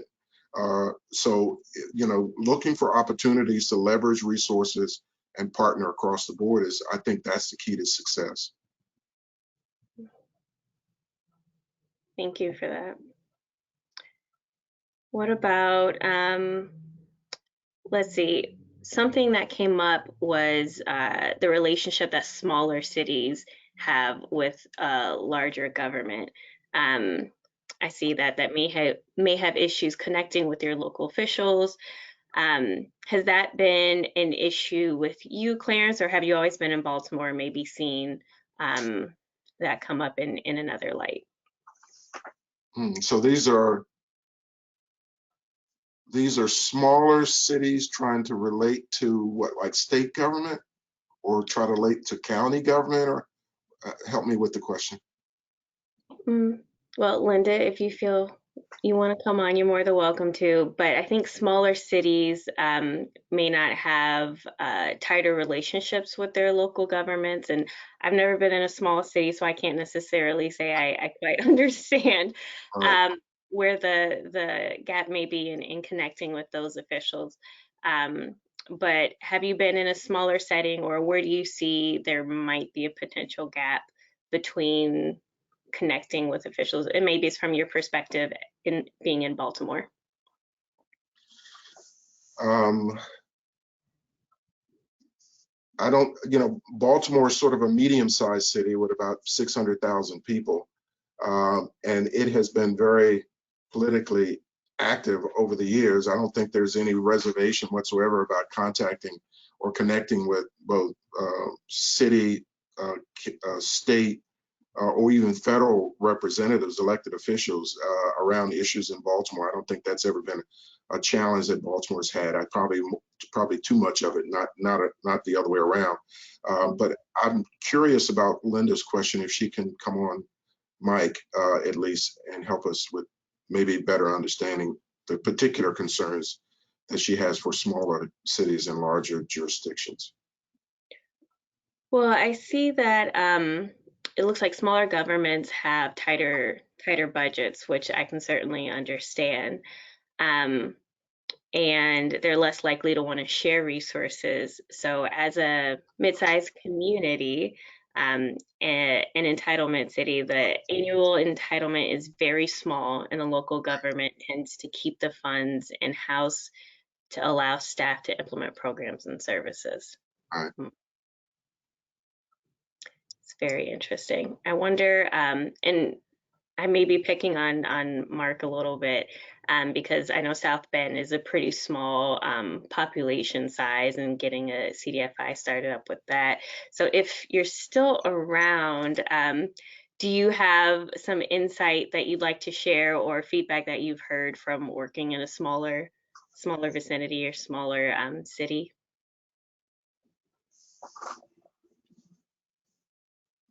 Hi, listening intently. I didn't go away. Thanks, Joel, and Clarence, good to see you. I don't know that. I think cities are, the personalities matter in cities. So Fort Worth's a big city, and it's not really that different than Fort Worth, than South Bend in some of the dynamics. It has a lot to do with who the leaders are. Has a lot to do with the culture and the leadership style. I mean, in some ways, I think. Both cities were working, sometimes struggling, to deal with issues of diversity and inclusion. As it happens, the chief equity officer and the head of diversity and inclusion in Fort Worth came from South Bend. I mean, that's where I met. I ended up in Fort Worth doing work there because I'd worked with her in South Bend. And I think she would agree. I mean, I think every place is different, but I don't know that I have a lot to offer on that. I think that from a CDFI perspective, I think that it's really about grounding yourself in the community where you're working and the voices of the people in the community, and not trying to get caught up in being political in that sense. So that's just, I don't know if that's helpful. No, that is helpful. I think it really all comes down to the local intricacies at the geographic level that you're trying to do the work in, because every city, every neighborhood has a little history and difference that kind of dictates a lot of the advocacy work that probably in the strategies that may be best suited for that region. But thank you for that. Let's go to the next slide and look more at our agencies. So Clarence, you want to? Oh, yes. How can agencies like AAA, Chamber of Commerce, and community serving organizations engage with each other to inform the challenges and barriers that Black-led CDFIs experience with small businesses? Okay, and what advocacy strategies have you found to be effective? So let's start with you, Clarence. Have you engaged in agencies? Obviously, you're familiar with AAA and some of these other agencies. Have you engaged with them, and how's that work been like? Yeah, you know, we've started an effort with the expansion that we've recently done, geographic expansion. And part of it, since major part of our lending is small business lending, we've reached out to chambers, in particular Black chambers of commerce, because of the connections and the credibility on the ground, because a lot of times they're left out of the other organizations. So yes, we've used our peers, our peer organizations to get best practices. We've reached out to chambers of commerce. And we've worked with community organizations that are looking to sort of grow the economic development side of their community development, to better understand what the challenges are at the street level. You know, we in the industry and community development, we've done a great job, or starting to do a really good job of bringing housing online in those communities. But if these are disinvested communities that have been disinvested for decades, a lot of times the economic development side has dwindled to nearly nothing or nothing. And bringing the community back, you really have to understand what those needs are and what the opportunities are based on the demographics and what the discretionary income is in that community. We're really kind of restructuring that. So having those connections at the community level, talking to potential businesses that might expand in those areas, talking to the community groups on the ground to understand what needs are there. A lot of times it's things like we want a white tablecloth restaurant somewhere, and we want more than just fast food restaurants. We want to have other types of businesses, just like other communities in the city or in the region. So just having those kind of honest, straightforward conversations and understanding where opportunities are, and then getting at some of those barriers. Maybe the barrier might be that space might be provided in a mixed use facility that would allow an entrepreneur to take that as an opportunity to expand business into that, bring something into the community that would not have been able to be done that way had it not been for that incentive of some cheap or free space for a period of time. Awesome, thank you for that. And it looks like we do have some audience participation. So we'll have Philip Sengokoya. I hope I'm saying that right. Love to hear from you. Introduce yourself. Go ahead.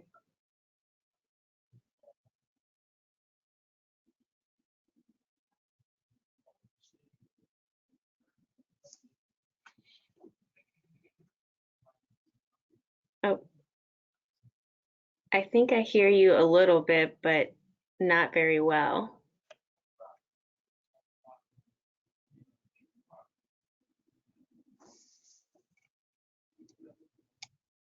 No.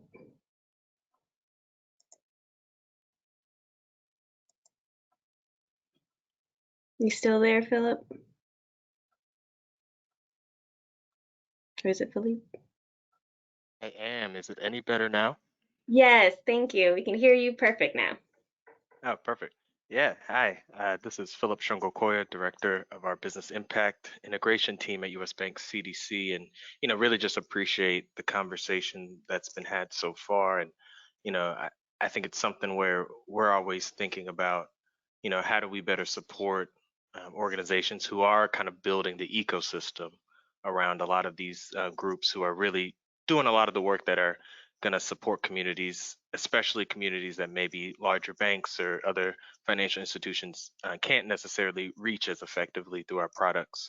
So I think that's always important. And, I think it's just part of having a joint approach to both advocacy and capacity building, knowing that the end goal is how do you really increase equitable access to capital across the board, especially to BIPOC communities. So, we're always thinking about how do we make the right intentional partnerships, the right intentional programming, and even long-term product innovation when it comes to a bank, knowing that we have a lot of limitations as a bank, and yet that's why we lean into intermediary lenders and provide capital the best we can, knowing that, you know, our product innovation might be at a slower pace when you think of it from a larger bank perspective. So just wanted to share that, and definitely interested to see maybe if there are other opportunities to bring best practices from how banks and foundations and intermediary lenders like CDFIs are kind of working together. I think sometimes that kind of opportunity gets missed, to kind of talk about those best practices, because we're all trying to learn it as a bank community, knowing that some things are signature initiatives, right? Some things are kind of exclusive to certain bank relationships, and yet we know the community see all banks as one industry. So we kind of have to figure out how do we collaborate better within banks, but also across intermediary lenders and/or advocacy groups and foundations. So just wanted to share that, and thinking about what that can look like when we start to think about collaboration. Thank you so much for chiming in. I feel like we're on a radio show, but thank you for calling in. You make a really good point, and bring up some of the resources that would be really helpful in getting your message out and understanding what those best practices would be. Let's say in a perfect world, we know we're not in that, but in a perfect world, and Clarence, you're going to be my guinea pig for this.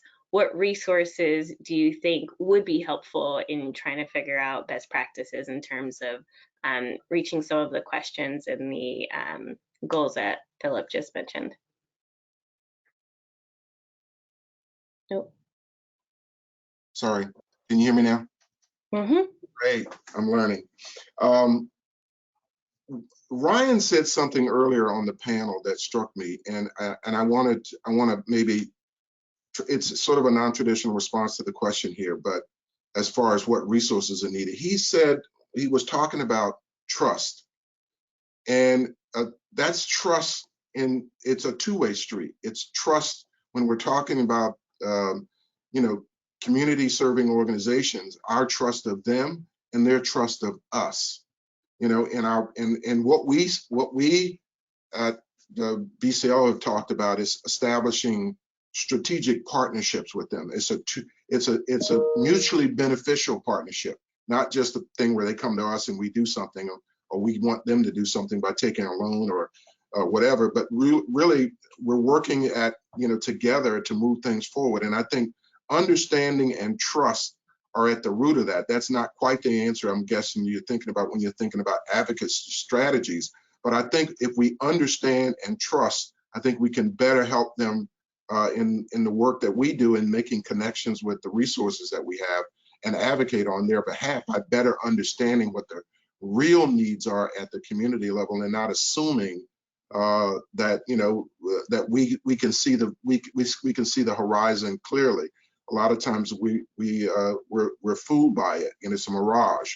But we have to really get down there and walk the streets. I think Ryan even said that. We have to walk the streets and really understand and talk to people and really understand what's going on there. And then I think when we come back and we look at these strategies for helping, these advocacy strategies for taking it out, I think those are the pieces that are missing sometimes. We're too often, we're so focused on moving and deployment that we kind of get in a silo, and we miss the reality of what really is going to make it work on the ground level. So that would be my answer. Again, I think it's a bit non-traditional, but that's what I would go with. I would say trust is one of those resources that we need in order to do better strategy around advocacy. No, I really appreciate that answer. I feel like trust is certainly a two-way street, and being able to have a long-term relationship, that has to be a core tenet in how you create those agreements. Outside of that, I feel like that's a really great place to, well, not yesterday or last week when we had our first discussion, first panel and webinar, something that stood out to me was in trying to create relationships within your existing pool, outside of still trying to find someone new, we always assume that there has to be something more outside of our reach, as opposed to leaning into the existing resources or existing connections that we may already have, whether that's with your current funders, your current foundations that already trust you to do the work. They believe that you are capable and that you already are successful in those means, and leaning into those relationships to maybe bridge others. Right. And, you know, and that is key. I mean, we are on the ground. Our job is to work directly with the folks that are doing the work. And our funders, our impact funders and other funders trust us based on our track record and our history and our mission.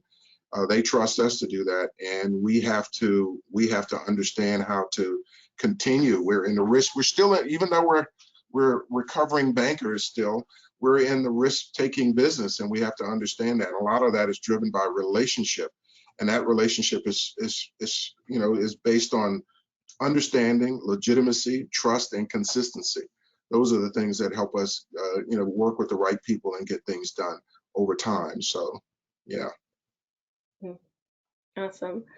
Well, I think from this, we're going to transition. I might give you guys a few minutes back, but thank you, Clarence, so much for being my guinea pig and being on the call for today. So I want to transition to the next slide and invite Vanna to come up and share a resource that we'd like to leave with you all at the end of this webinar today. Thanks, Joelle, and thanks everyone for the great conversation this afternoon. It has been really robust, and I hope folks have gotten good takeaways from the panel discussion, this rapid ideation session.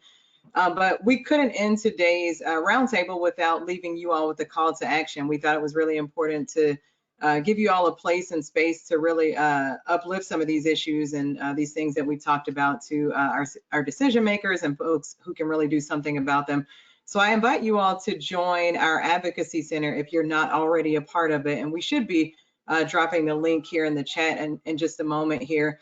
But join our Advocacy Center for two reasons. Number one, to stay abreast of movements with some of the policy issues that have been discussed throughout this call. So as things are moving, certainly on the federal level, but as well as the state level, issues related to the work of CDFIs. You can follow along with some of the things that are happening, follow along with our advocacy work at Prosperity Now, but also just a one-stop shop for you all to contact your legislators. And that is the charge or the call to action that I have to you all before and right after we get off of this call, is to use our Advocacy Center to send an email, a quick email to your legislators. With one click, you can send an email to your legislators from the federal down to the local level. So use the link that we've dropped in the chat. Not only can you email them, you can make phone calls to them. Once you sign up, you just put your address into the registration field, and it automatically populates all of your legislators from the federal down to the local level. Like I said, you can email them, make phone calls to them, set up meetings with them, certainly post-election day tomorrow as offices turn over the next couple weeks, as new legislators begin to start. Use our online advocacy center to set up those meetings, and just as a one-stop shop to communicate with these legislators so that we can continue to push for things that have been discussed on this call, CDFI fund, equity and lending, and so many of the issues that you all care about. So that is my charge to you all. Use our advocacy center and take action, send emails, make calls to your legislators to keep the conversation going beyond this roundtable today. So thank you all, and thanks, Joelle, for the time. Thank you, Vanna. So thank you all for coming today. Please take a look at that link in the chat. And thank you to our Building High Impact CDFIs cohort members who were able to join today. You guys were amazing, and thank you for all of your work, and please continue the work, please continue the conversation, and have a good rest of your day.